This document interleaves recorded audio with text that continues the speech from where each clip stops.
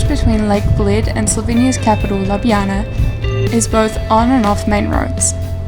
Most importantly, it's paved and downhill, which in combination with mild weather and freshly rested legs made for our fastest ever 60 kilometre.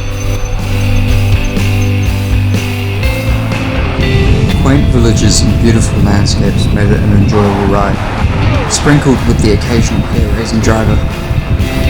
Slovenian drivers! They're insane! It's as if any hold-up could ruin their day.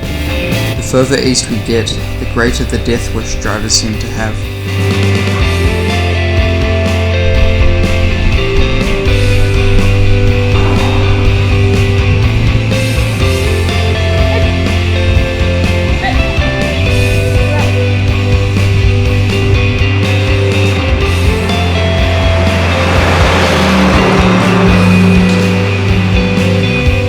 To stay 3 nights on the outskirts of Ljubljana, exploring the long inhabited area.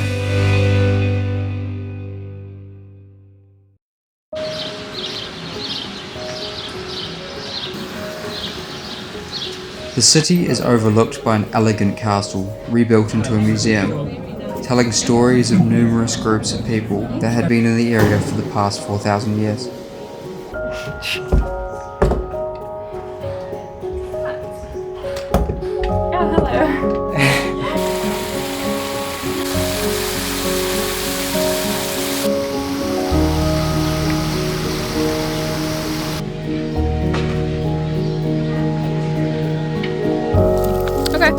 Starts cola ends lemonade?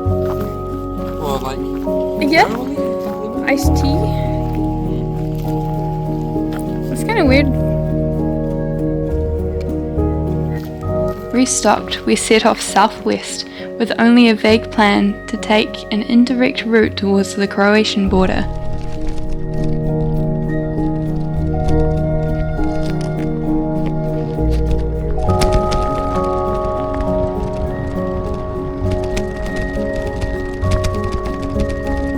Bikes, like Mum said. This was the first time in our trip where we had nowhere to be. We could follow our noses and see where they led.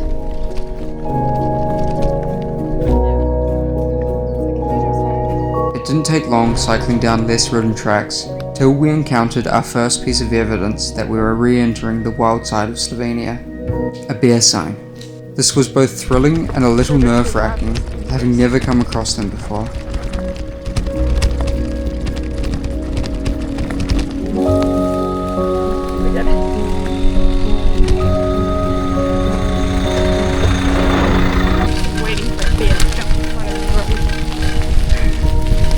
There was a pin on Google Maps for a cave in the forest, but very little information beyond that, just that it might be a fun little side mission. We had no idea what we were in for.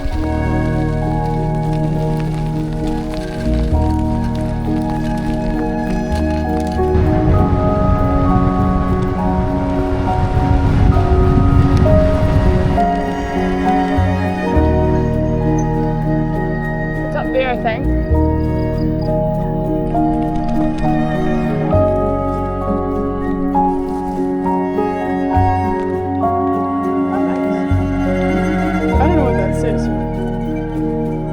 It's backwards. Welcome back. Welcome back.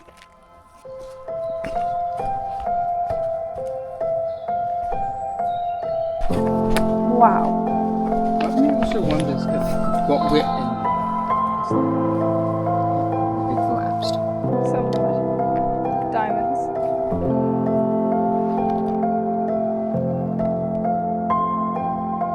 It's like a little cloud. Wow. And that massive hole that's just coming out of the ceiling. I was doubting coming down here. I was like, oh, I think we're not going to find what we're looking for.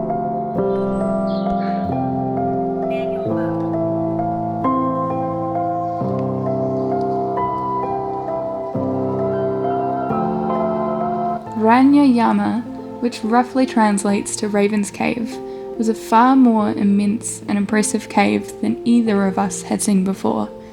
The entrance was created by an equally impressive sinkhole. In the state we found it, complete with its own cloud, the cave is passable to another entrance exiting onto the Planina Fields to the south of the cave, but it is also known to fill up with water during rain. Some rather extreme rain in 2014 led the cave's main hall to have its roof licked by the lake that formed. Both of us were keen to explore deeper into the 510 metre long cave, but decided against it due to not having the right equipment or know-how at the time. We'll save that adventure for another time.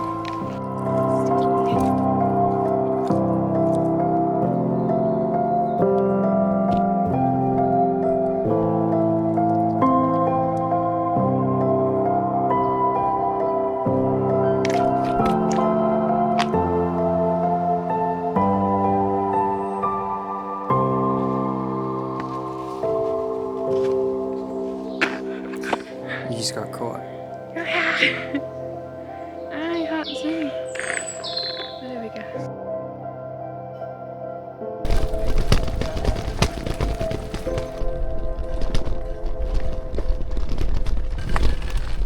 Kind of interesting though. I kind of just assumed that bears would be throughout. After our little excursion into the underworld, we pulled off the road at the first stop we saw for a lunch break, which just so happened to be the site of a ruined manor.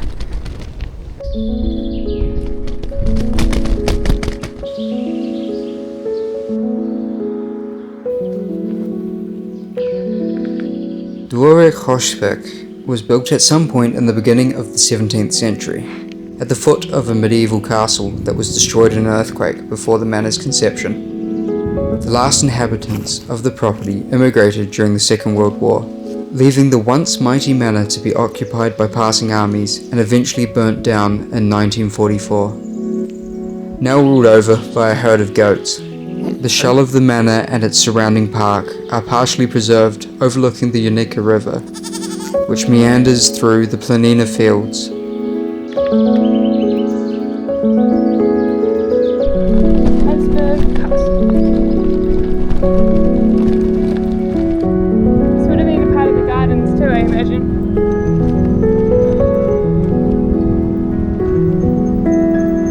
Refueled, we set off again in search of a scenic gravel road, because obviously we hadn't seen enough today. The beer symbol.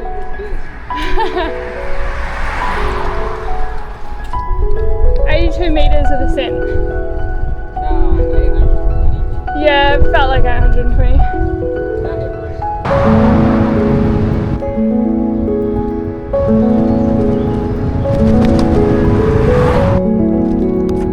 I assume this is the right one.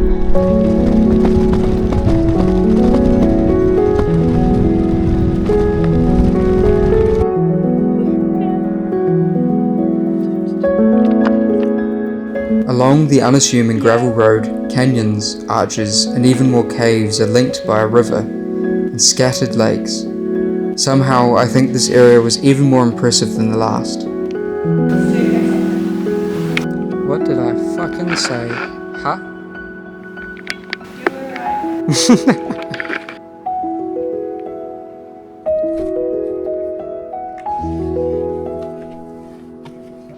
Wow, in New Zealand that'd be blocked off. According to popular legend, a weaver was once hiding in the cave, as well weaving on Sundays. It's a Saturday. Is it Saturday, right? Christian folktale. 71 meters. on Sunday. Wow.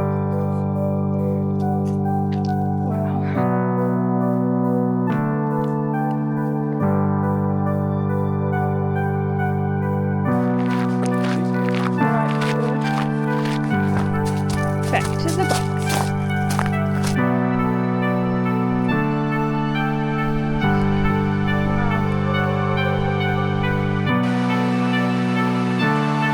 Rakov Škocjan was truly a place of wonder and beauty, containing a handful of Slovenia's near 7,500 known caves.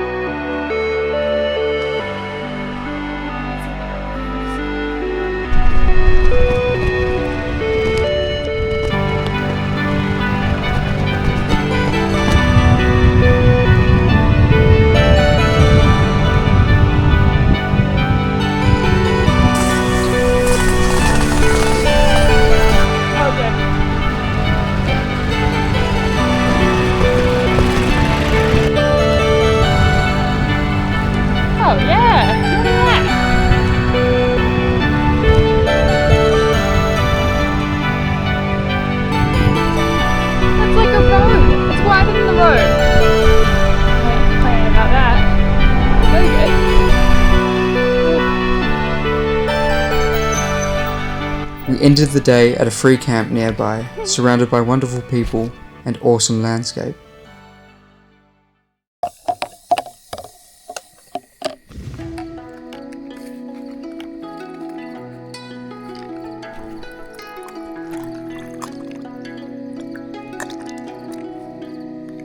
Basically, I'm a genius. Wow, the storks.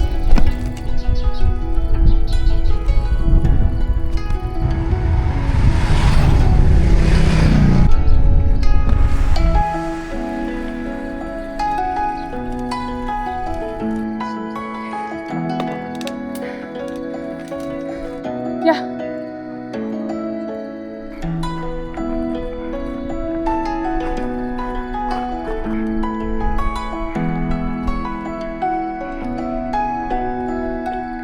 We began our first climb of many towards the Croatian border. Having learnt from past mistakes, Google Maps was out, as we experimented with Komoot, Ride with GPS and Velo Planner. Thousands of dragonflies, it's just thousands. Although we still made plenty of mistakes, this time we could only blame ourselves.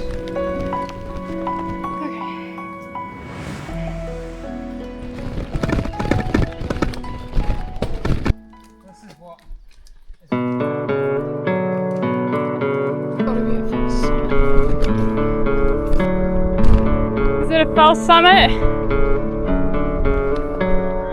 Bad news and then good news. Bad news. That was...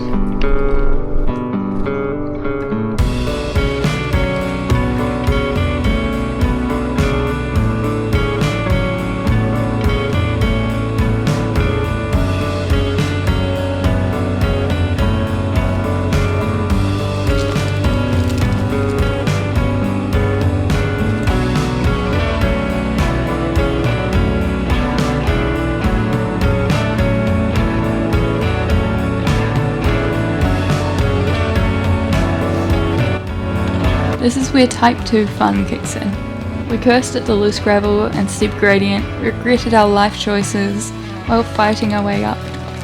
But looking back, I know I would choose to be among the cool shade of those quiet trees again, even with the incline. Blew through the trees. There can be no more up. Started with 339 meters of elevation there, according to this. And now we have 98. Okay.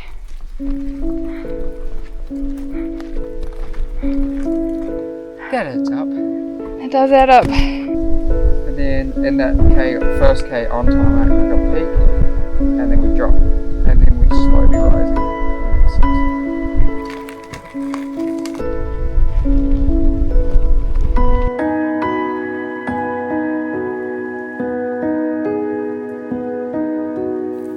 Our camp spot for the night was a farm camp guarded by a very friendly wolf of a dog, which helped fill the gap we feel as big animal lovers while on the road.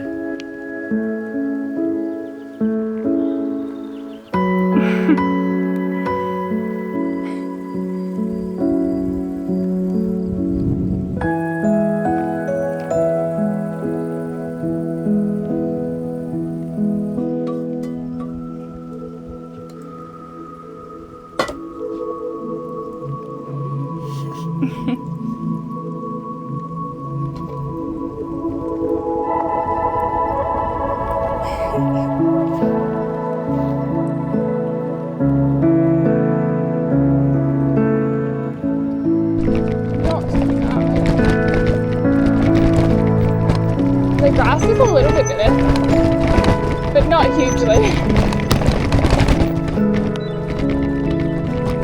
Well, now I feel very conscious of grass snakes and bears. Another gravel road and descent. This is where we began to feel we were in the foothills. Our last few days in Slovenia were full of long ups and long downs. So, yeah. Gravel road.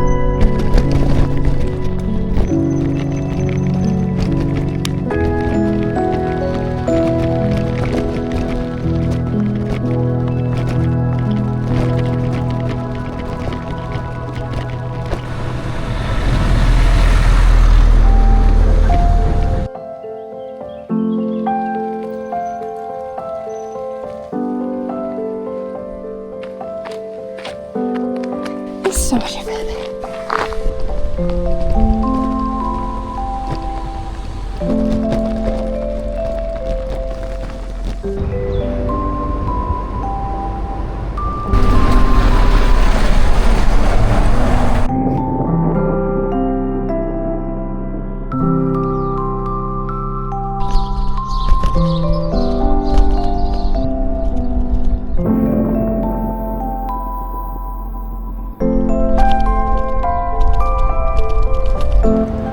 the last 10 kilometres to the Croatian border, Ollie's derailleur bent itself backwards.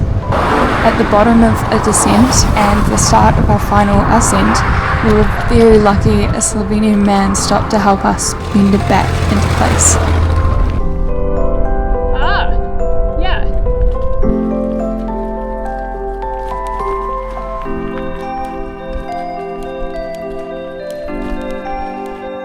Our last evening in Slovenia was enjoyed beside the warmest river in the country, the Kopla, which can reach 30 degrees Celsius in summer.